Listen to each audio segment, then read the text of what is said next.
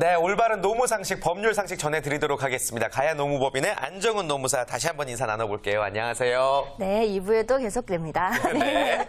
네. 네, 새해가 되면은요, 아무래도 계획들 세우시면서 많은 분들이 새로운 일자리 찾으시는 분들 많이 계실 것 같은데요. 네. 그런 의미에서 오늘 좋은 정보 알려주신다고요. 네, 요즘 가장 핫한 이야기인 것 같습니다. 많이 이야기되고 있죠. 시간제 일자리에 대한 얘기 오늘 나누려고 가져왔습니다. 네. 취업시장의 화두가 아닐까 생각이 드는데 구체적으로 어떤 건지 먼저 설명을 좀 부탁드릴게요. 네, 시간제 일자리라고 하면요. 법정 근로시간이 하루 8시간, 주 40시간입니다. 이 시간보다 짧게 근무하지만 정규직과 똑같이 복리후생적인 면은 동일하게 가질 수 있다는 면에서 지금 굉장히 각광을 받고 있는데요. 이제 풀타임 근무가 어려운 분들 있잖아요. 육아나 그러면 또 가사일이나 또 학업 때문에 풀타임 근로가 어려운 사람들이 근로시간을 선택해서 근무시간 좀 짧게 근무하는 경우를 말합니다. 근무시간은 짧지만 뭐 임금이나 상여금, 학자금, 성과금, 의료비 등 복리후생은 정규직과 동일하게 유지한다는 측면에서 좀 주목을 받는데 이제 시간제 일자리는 또 일자리를 창출하고 근로자의 이러한 필요한 수요도 만족할 수 있다는 곳에서 좀 좋은 일자리라고 이렇게 또 주목을 받고 있는 거죠. 네, 정말 많은 분들이 관심을 가질 수밖에 없게끔 정말 잘 마련된 그런 제도인 것 같은데요. 자, 그렇다면 시간제 일자리가 이 마련되게 된 배경은 또 어떤 게 있을지 궁금합니다. 네, 우리나라가 OECD 중에서 앞서도 나왔지만 근무 시간이 정말 깁니다. 여기에 대한 문제점도 있고 근로자들이 이제 수요가 좀 바뀐 거죠. 이젠 일만 하고 싶지 않다. 나의 삶의 질을 갖고 싶다. 이렇게 요구도 높아지고 또 육아나 아니면 그 학업이나 또 이제 그 고령자의 경우에는 장시간 근무할 수 없기 때문에 근무 시간을 짧게 요구하는 측면도 있죠. 네. 또 일자리가 너무 적다 보니까 일자리 창출에 대한 수요도 높아지면서 이제 시간제 일자리가 이제 화두로 등장하게 됐습니다. 그렇군요. 네. 정규직과 혜택은 같은데 이제 덜 일하는 거잖아요. 네네. 정규직에 속하는 건가요? 비정규직에 속하는 건가요, 그러면? 네, 굉장히 애매한데요. 네. 사실 우리나라에서 흔히 사용되는 정규직, 비정규직 용어는 법률 용어가 아닙니다. 그래서 뭐 단시간 근로자, 기간제 근로자, 파견 근로자를 그냥 통틀어서 비정규직이라고 하는데요. 그렇다고 했을 때는 시간제 일자리는 근로시간이 짧기 때문에 비정규직이라고 볼 수 있지만 하지만 근로시간 외에 복지적인 측면에서는 정규직과 동일하는 측면에서 기존에 사용하던 비정규직이랑은 조금 다른 의미로 사용되고 있습니다. 네, 비정규직과 정규직의 근로자들에게 필요한 점들만 쏙쏙 뽑아서 만든 게 바로 이 시간제 일자리가 아닐까라는 생각이 드는데요.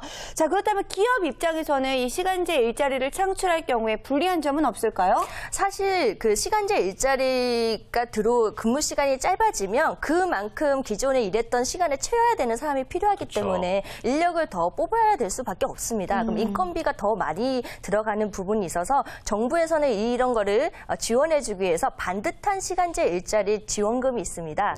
여기에 대해서는 좀 절차가 필요한데요. 먼저 이 그 기업에서 고용지원센터에 시간제 일자리 창출 계획서를 제출을 합니다. 그다음에 고용계획센터에서 이 계획서를 승인을 하고 승인한 후에 6개월 내에 시간제 일자리를 채용을 하면 시간제 일자리 채용 후 3개월마다 임금의 50% 한도 60만 원 한도에서 1년간 지원을 해줍니다. 네. 그렇다면 지원 시에 어떠한 유의사항 같은 것도 있겠죠? 네, 요즘에 정부지원금 부정수급 문제가 굉장히 많이 발생하면서 요건이 점점 까다로워지고 있습니다. 그래서 시간제 일자리인 만큼 시간제 일을 시켜야지 연장 근무를 또 시키면 안 됩니다.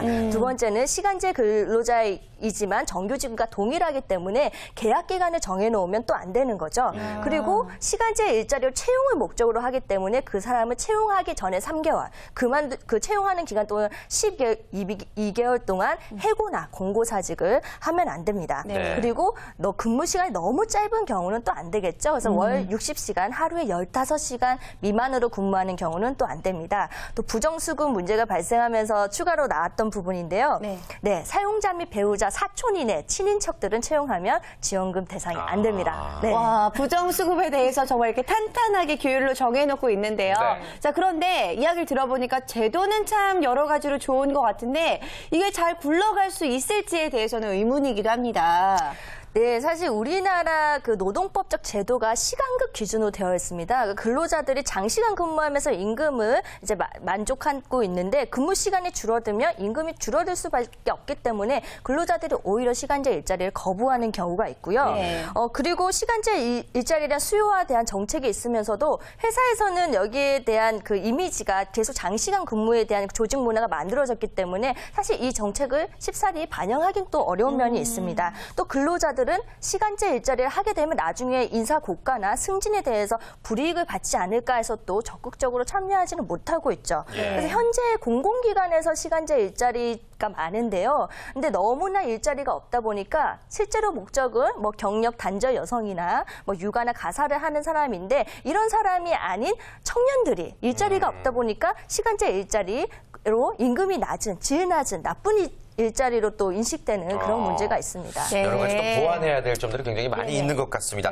어떤 부분들을 좀 보완되어야 한다고 생각을 하세요, 노무사님께서는? 사실 앞서 그 서울시가 말한 것처럼 시간제 일자리는 이 굉장히 좋은 요소, 정규직, 비정규직 좋은 요소를 뽑아서 만든 것인데 이 인식이 되지 못하다 보니까 이런 문제점이 발생하고 있습니다. 저희 자문사 같은 경우에도 시간제 일자리를 아침 뭐 10시부터 5시까지 일하는 일자리를 강제적으로 도입하면서 이제 만 6세 미만 유아가 있는 경우에 도입을 했습니다. 네. 그러다 보니 이분이 일을 다 마무리 못했는데 5시 되면 퇴근해야 되다 보니까 주변 이제 근로자들이 이제 불만이 생기고 회식은 항상 일이 다 끝난 다음에 6시 이후에 하다 보니까 이분은 또 회식에 참석하지 못하고 또 5시 지난 이후에 뭐 전화를 받으면 받아줄 사람이 없으니 또 거래처 간에 갈등이 생기고 이런 문제가 발생하다 보니까 무엇보다 이 시간제 일자리에 대한 그 필요성과 그 인식에 대한 전환이 필요할 것 같습니다. 네.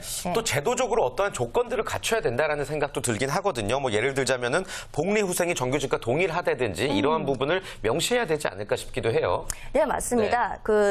정말 반듯한 시간제 일자리가 되기 위해서는 근로 조건이나 복리 후생이 동일해야 되는데요. 그러기 위해서는 좀 몇 가지 조건이 필요합니다.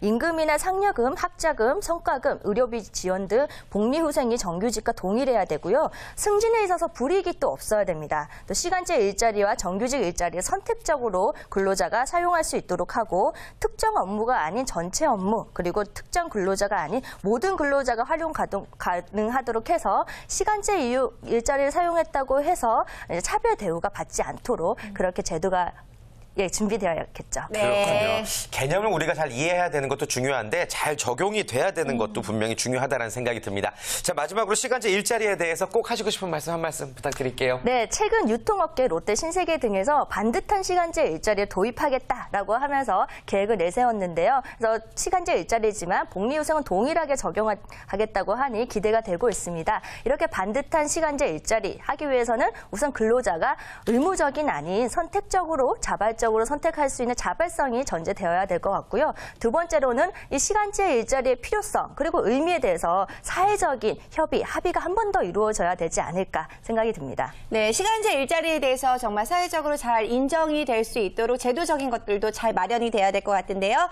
자, 오늘 생활 속 법률 상식을 통해서 시간제 일자리에 대해서 꼼꼼하게 살펴봤습니다. 다음 주에도 역시 알찬 법률 상식 기대해 볼게요.